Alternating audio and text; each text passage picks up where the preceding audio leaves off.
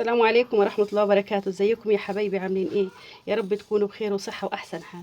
النهاردة حابة اعمل معاكم وصفة كده من الزمن الجميل، يعني حتفكرنا بأمهاتنا وطعمها كمان بتاع زمان، وأكلة اقتصادية، يعني بدون لحوم ولا فراخ ولا أي حاجة، يعني زي ما تقولي وأكلة من أكلات آخر الشهر.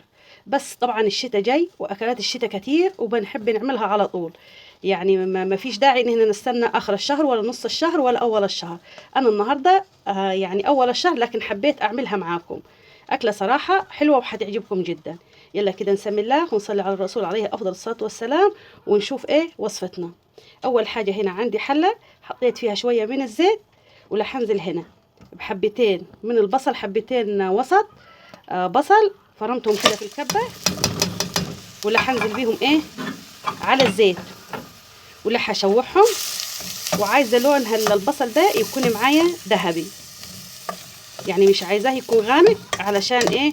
لون التسبيكه بتاعتنا ما تطلعش غامقه، عايزينها تبقى لونها ذهبي عشان يبقى لون الطماطم بتاعتنا لونها حلو كده احمر فاتح. شايفين لون البصله ده اهو؟ شويه كمان دقيقتين كده وهنوصل للون المطلوب. علشان البصله تبقى لونها موحد معاكي لازم النار تكون اقل من الوسط. ملاحظين اني انا النار بتاعتي اقل من الوسط، وكمان حاطه الشياطه اهو، وايدي فيها باستمرار، علشان اي بصله عايزاه تطلع اللون، ما ينفعش واحده تطلع بيضه وواحده تطلع حمراء وواحده تطلع غامقه، لا، تخلي ايدك في البصله على طول، والنار تكون هاديه، يعني هي ايه، اقل من الوسط بشويه، وهتطلعي معاكي زي العسل البصل، كلها لون واحد. شايفين اللون ده؟ هو اللون ده ياتي بقى ايه اللي بيخلي معاكي لون الاكل او لون الطماطم او الصلصه اللي انت بتحطيها لونها وردي كده، ما يطلعش لونها غامق.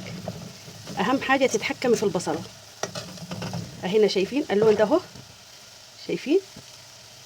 ذهبي. هنا معايا 4 حبات من الطماطم، 4 حبات وسط، ضربتهم في الخلاط، انزل بيهم. شايفين اللون؟ اكيد واضح طبعا. تمام. وهنا هنزل بمعلقه كبيره من الصلصه، دي صلصه بيتي انا عاملاها، هتعزز معايا اللون. وبعد كده هنزل ايه بالتوابل. ادي التوابل بتاعتي: ملح، معلقه سكر بتعادل الحموضه، وربع معلقه من الفلفل، ونص معلقه بابريكا، ونص معلقه كمون، ونص معلقه كزبره، ومكعبين من المرقه زي ما شايفين كده، مكعبين من المرقه، نص معلقه ملح، نص معلقه كمون، نص معلقه كزبره، وربع معلقه من الفلفل الاسمر، نص معلقه بابريكا، ونص معلقه سكر عشان الحموضه. واللي هنقلبهم بقى وهنسيبها ايه تتسبك. وعايزاكي بقى لما تسيبيها تتسبك ما تغطيهاش، علشان تعمل لها وشه حلوه كده ولون حلو من فوق. مش عايزاكي تغطيها خالص، سيبيها تتسبك كده وهي والحله مكشوفه كده. تمام. هنسيبها بقى تتسبك ونرجع نشوف مع بعض هنعمل ايه بعد كده. شايفين يا جماعه؟ شايفين التسبيكه حلوه ازاي ولونها حلو ازاي؟ ده علشان البصله لونها ذهبي، وكمان كلها موحده. بجد صراحه اكله شهيه ولذيذه، وكمان اقتصاديه، وبتدفي في الشتاء. ادي حبايب بعد ما اتسبكت هنزل هنا بربع كيلو فول مدشوش، ده منقاي ومغسول ومنقوع حوالي كده تلت ساعة بمية دافية، وصفيته. وهنا حطيته على التسبيكة بتاعتنا الجميلة ديات اللي انتوا شفتوها. عايزاكم تجربوها الأكلة دي، يعني هيكم زي ما شايفين لا فيها لحمة ولا فيها فراخ، يعني اقتصادية على الآخر، وسهلة وبسيطة وما بتاخدش معانا أي وقت اهي، وطعمها حلو. ولا هتجربوها وهتعجبكم وهتعملوها على طول. لا هنزل هنا بكوبايتين من المية، وبعد كده هقلبها، ولا هسيبها تستوي برضه على نار هادية، علشان لونها ما ايه الوشة دي بتاعتها تقعد فيها محتفظة بيها، ما ينفعش تغطيها. سيبيها كده على نار هادية وهي ومكشوفة كده، ولا هتستوي معاكي. شايفين يا جماعة؟ شايفين الجمال والحلاوة واللون؟ ما شاء الله جميل جدا. هي لسه يا دوبك بتبتدي تغلي، لا هتستوي كده ولا هوريها لكم.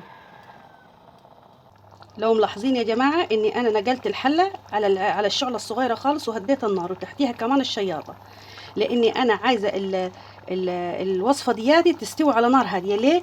علشان حبه الفول تقعد تستوي معايا، وفي نفس الوقت تكون قاعده سليمه. وكمان الوشه اللي انتوا شايفين هديات اللي زي الزيت دي ما ينفعش تغطيها، علشان هي وبتختخ كده او بتغلي الوشه اللي هتطلع في غطا الحله، فهتبقى من غير وشه. واحنا عارفين ان العين بتاكل قبل البق. فاهم حاجه بقى ان في الوصفه دي تنتبهي عليها وتخلي بالك منيها، علشان الفوله ما تتهريش منيك، ويبقى شكلها حلو كده انت وبتاكلي. وعايزاكم بقى تجربوا الوصفه دياتي، ويلا بينا هنطفي ركيتي من عليها، ولا هنشوفها ايه بعد ما تهدى كده، ولا هنصبها في الطبق.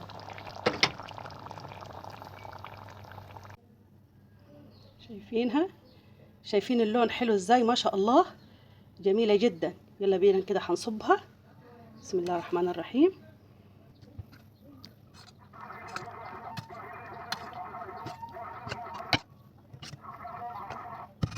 وادي باقيها كمان، يعني كميه حلوه ما شاء الله. شايفين حلوه ازاي؟ ما شاء الله، جنب المخلل والعيش الشامي، جميل جدا. عايزاكم تجربوا الوصفه دي بقى وتدعوا لي. شايفين النهارده جمال اكلتنا؟ ما شاء الله عليها، جميله جدا. عايزاكم تجربوها النهارده بقى، لا احد ولا خميس، النهارده الاربع. جربوها بقى ولا هتدعوا لي، ولا هتدفيكم في الشتاء وهتعملوها على طول. دي اكله جميله واقتصاديه ومن الزمن الجميل. يلا بقى كده الفيديو بتاعنا انتهى، واقول لكم السلام عليكم.